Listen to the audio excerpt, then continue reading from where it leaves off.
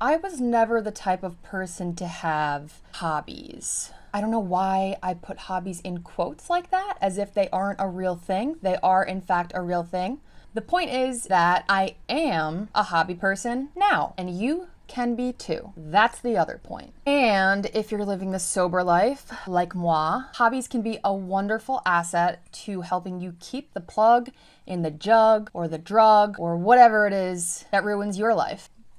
In this video, I'll tell you a little bit about how I went from having no hobbies to having literally more than I even know what to do with, why hobbies are a great tool for recovery and sobriety, and give you an exercise to help you find your new hobby or maybe reawaken some old ones that you used to have. So make sure you stay tuned until the end of the video.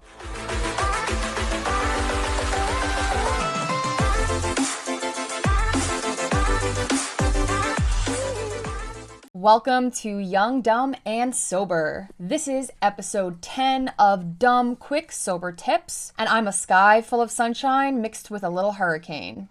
Allie, help me spread the word that sobriety is fun by subscribing to this channel and hitting the bell so you get notifications every time I upload new content. Done? Sweet. Then let's get to it. So even before I started drinking or getting high, which was around the age of 13, I never really knew how to spend my time. My mom tried to get me into a few different activities as a kid, like dancing, karate, bowling, and wiffle ball, but none of it ever stuck. I kind of just ended up quitting whatever I was doing within like a 2-week span. At my core, and from a really young age, I was an anxious and insecure person. This kept me from pursuing hobbies that had a social aspect to them, like sports or theater, which is what I really wanted to do, due to my anxiety about being around other people, feeling like everyone was staring at me and judging me and making fun of me. He's gonna laugh at you. They're all gonna laugh at you. Seriously, I was neurotic.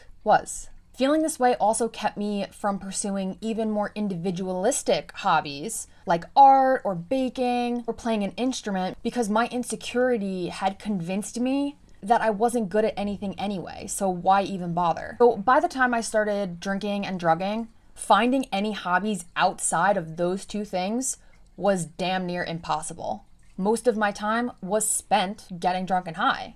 And if you had asked me what my hobbies were at that time, I probably would have proudly told you that that is what they were. Like, I would have said it with pride that what I do in my free time is get drunk and high with my friends. Because at that point, it really did feel like hobbies to me, which is kind of sad, but it's not the case anymore, so hey. And they say people can't change. Fast forward a couple of years later, like 12 to be exact, and I got sober.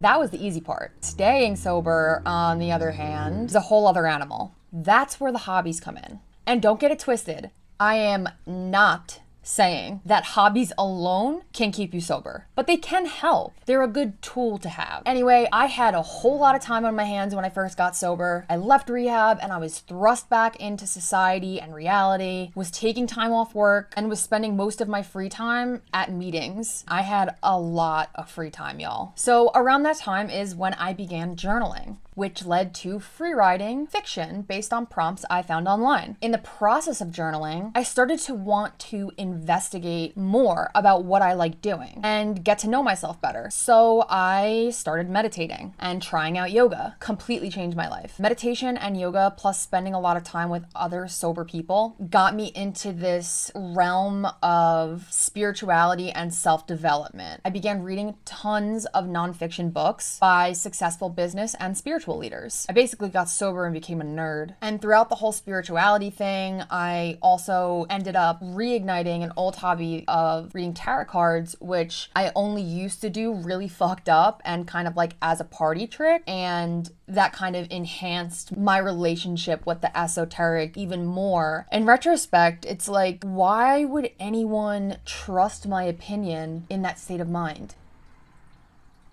No judgment. No judgment. So as you can see, one hobby trickled into another. This happened across a period of months. I kept trying new things. And when I found ones that really spoke to me, I tried my best to make a habit out of them, simply by dedicating a little time each day to that particular activity. And being in this constant place of self-discovery really enhanced my sobriety and made it a lot more fun and interesting for me. And I feel pretty confident it will have the same effect on you. But don't take my word for it. Let's look at the research. The first thing that you need to know is that hobbies are way more than just a thing used to fill your time. They also provide feelings of joy and physical well-being, especially if it's like a sport hobby. If it's like a physical activity hobby, that's especially good for your physical well-being, obviously. Thank you, Allie. So not only are you filling up the time that you would normally be spending thinking about getting, taking, and recovering from drugs and alcohol, you'll be filling the time with things that elevate you, that bring a natural high, if you will. Another reason hobbies are great for those of us in sobriety or who are even just sober curious is because they help stave off boredom, which is basically the devil to most of us. I know it certainly is to me. I hate being bored. You know the old saying, sobriety isn't boring, you are. And if you want a t-shirt that says that, click here. Okay, back to what I was saying. See, boredom can lead to things like depression, anxiety, overeating, irritability, dissatisfaction with your sobriety, because you'll be like, oh, I'm so bored. This must be because I'm not doing drugs and alcohol anymore. If I was getting high and drunk, I'd be having fun right now. Like, no, that's bullshit. That's not the fucking case. I'm sorry, but if you think that way, like, you just got virtually slapped. That's a false statement to tell yourself. I know it's easy to believe at the time, but trust me, it's horseshit. And it's like, if you're going to get sober, you might as well work on being the best version of yourself. Hobbies reap a whole mess of benefits that can help you do that by giving you a healthy way to unwind and relax, opening opportunities to meet other people and help you discover like dormant talents or ones that you haven't expressed in a really long time, and obviously to develop new talents and new skills that you're interested in learning about. And best of all, they're just fun. Like, it's just fun to be able to spend my time clear-headed doing something I enjoy and get into a state of flow where I don't want to be somewhere else while I'm doing it, where I'm not worried about the past or thinking about the future. I'm just enjoying the moment and enjoying whatever activity I'm engaging in. When you find something you like doing, it's fun to do. That's not brain surgery, y'all. How, you might be asking, do I find a hobby or reawaken an old one? Well, first of all, if you're all doom and gloom about finding a hobby, it's probably not going to work. You might as well just skip it now and wait until you're at a point where you're actually open-minded enough to try this suggestion, or work on changing your perspective about it and then come back to it. Get excited about the opportunity to get your hands into something new or get your hands into something that you used to really love. I said something, not someone. Once you've done that and you feel like you're in a place of openness and receptivity, grab a piece of paper